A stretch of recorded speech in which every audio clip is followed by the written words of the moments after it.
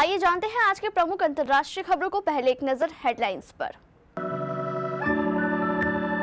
आ गई कांग्रेस की लिस्ट, रायबरेली से राहुल गांधी और अमेठी से चुनाव लड़ेंगे केएल शर्मा। गृह मंत्री के फर्जी वीडियो मामले में जम्मू सीट से कांग्रेस प्रत्याशी रमन के बेटे जय पर एफआईआर।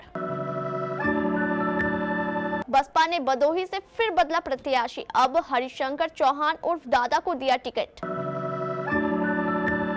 सुना है दिल्ली वाले भी आए हैं, भीड़ देख आज ही तोते उड़ गए होंगे।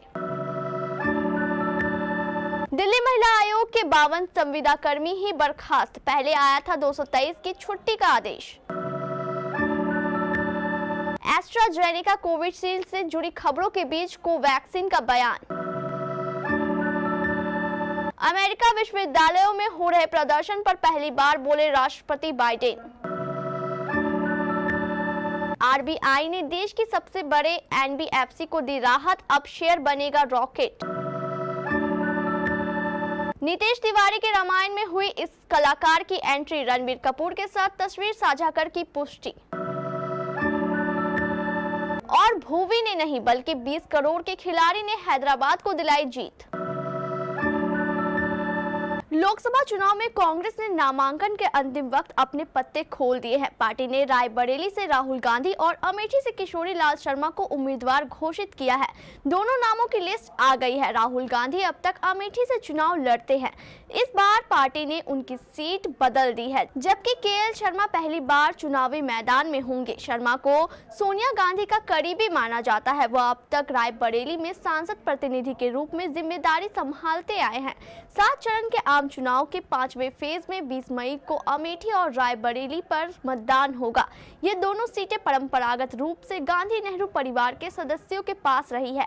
पहली बार पार्टी ने अमेठी से गैर गांधी परिवार से उम्मीदवार बनाया है। अमेठी और रायबरेली में नामांकन की तैयारी पूरी हो गई है।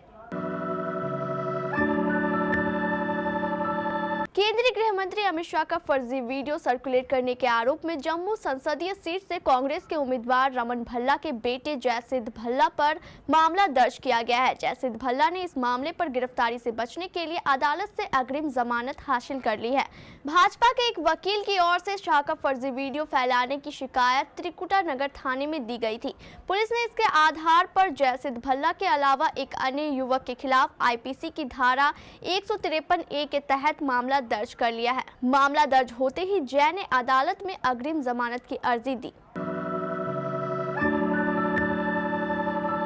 भदोही लोकसभा सीट से बहुजन समाज पार्टी ने एक बार फिर अपना प्रत्याशी बदल दिया है। बसपा ने मिर्जापुर मंडल प्रभारी हरिशंकर चौहान उर्फ दादा चौहान को उम्मीदवार बनाया है। हरिशंकर चौहान 4 बार जिला पंचायत सदस्य रह चुके हैं। वहीं बीते विधानसभा चुनाव में भदोही विधानसभा से बसपा के प्रत्याशी भी थे। चुनाव में वे तीसरे स्थान पर रहे। भदोही लोकसभा से बसपा 2 बार उम्मीदवार बदल चुकी है। 2 सप्ताह पहले बसपा ने भदोही पालिका अध्यक्ष नरगिस अतहर की पत्नी अतहर अंसारी को टिकट दिया था। उन्होंने बेटे की बीमारी का हवाला देते हुए चुनाव लड़ने में असमर्थता जताई थी, जिसके बाद बसपा ने भदोही के नुरखापुर मोहल्ले के निवासी इरफान अहमद बल्लू को टिकट दिया था। बदायूं में बृहस्पतिवार को सपा के स्टार प्रचारक और पूर्व मुख्यमंत्री अखिलेश यादव और भाजपा के स्टार प्रचारक गृह मंत्री अमित शाह की सभा थी। बहेड़ी में अखिलेश यादव ने भाषण की शुरुआत में कहा कि सुना है दिल्ली वाले भी आए हैं, भीड़ देख आज ही तोते उड़ गए होंगे। पूर्व मुख्यमंत्री के भाषण के पहले उम्मीदवार आदित्य यादव ने कहा कि 2019 में प्रशासन ने बेईमानी करके हराया था। तब प्रशासन ने कहा कि स्ट्रांग रूम में तोता घुस गया था।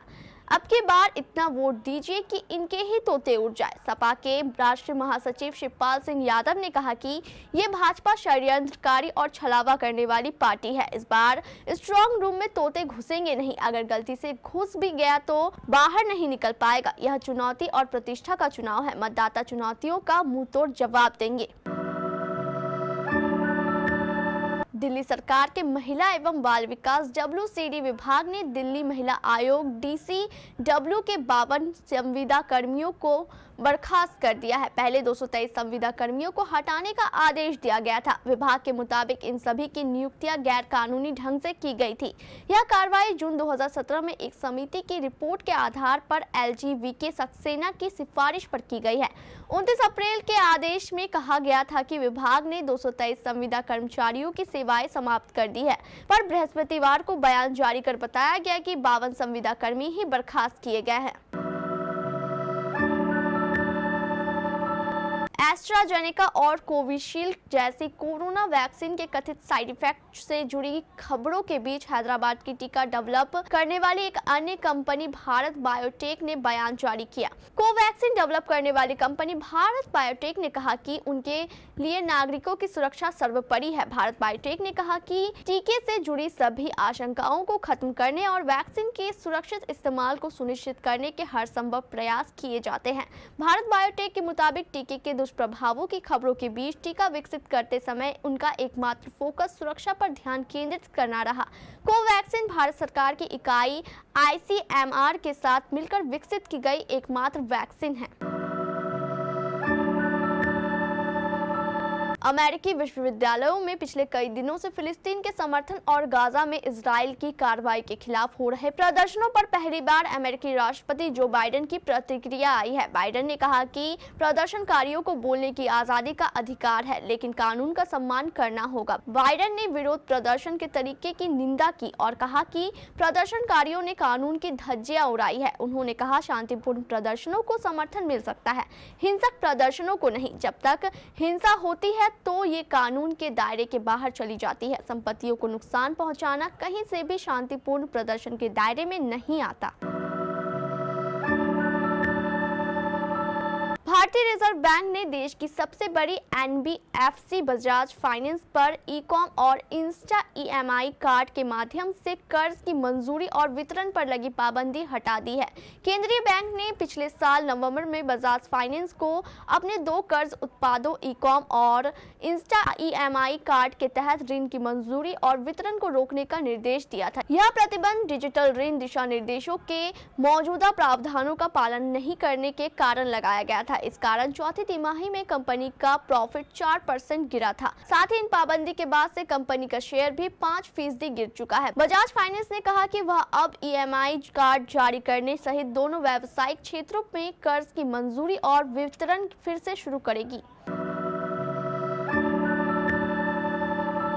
निर्देशक नितेश तिवारी की बहुचर्चित फिल्म रामायण लगातार सुर्खियों में बनी हुई है। फिल्म में भगवान राम और माता सीता के किरदार में रणबीर कपूर और साई पल्लवी नजर आएंगी।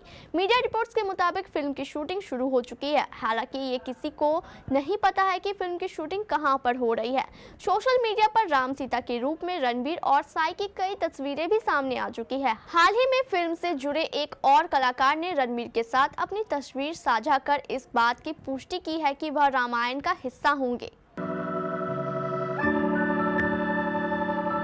राजस्थान रॉयल्स को सनराइजर्स हैदराबाद के खिलाफ 1 रन से हार का सामना करना पड़ा। हैदराबाद ने IPL 2024 के 50वें मैच में पहले बैटिंग करते हुए 201 रन बनाए। इसके जवाब में राजस्थान की टीम 200 रन ही बना सकी। हैदराबाद की जीत में कप्तान पैट कमिंस की अहम भूमिका रही। उन्होंने 16वें ओवर में महज 3 रन दिए और 1 विकेट भी लिया। इसके बाद अपना अगला ओवर भी अच्छा किया। राजस्थान को आखिरी ओवर में जीत के लिए 13 रनों की जरूरत थी, लेकिन भुवनेश्वर कुमार ने इस ओवर में 12 रन ही दिए और ओवर की आखिरी गेंद में रोवमैन पॉवेल को आउट भी कर दिया। लेकिन भुवी से पहले कमिंस की अहम भूमिका रही। उन्होंने 16वें ओवर की 5वीं गेंद पर रियान पराग को आउट किया। रियान ने 49 गेंदों में 77 रन बनाए। कमिंस ने इस ओवर में सिर्फ 3 रन दिए।